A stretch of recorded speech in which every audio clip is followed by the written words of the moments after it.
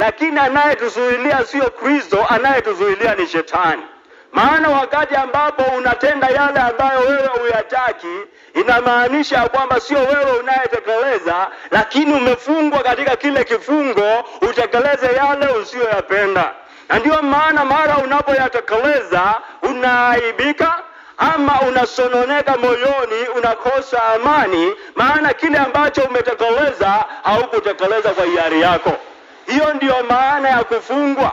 Lakini mtu ambaye amefunguliwa na neno la Mungu, mtu ambaye amefunguliwa na Kristo, anatenda kile ambacho yeye mwenyewe anakitaka na kile ambacho kinakubaliana na roho yake na nafsi yake, na hivyo huwa na amani katika lolote lile anatekeleza, maana ametekeleza kile ambacho moyo unafurahia, mwili unafurahia na nafsi inafurahia.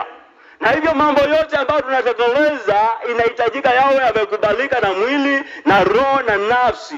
Kwa hivyo inakupea amani na furaha baada ya kutekeleza. Kwa hivyo Kristo akikuweka huru, una uwezo wa kuishi vile ambavyo unafurahia kuishi, maana unatekeleza kile ambacho hakileti majuto baadaye maishani mwako ama moyoni mwako. Praise the Lord. Let us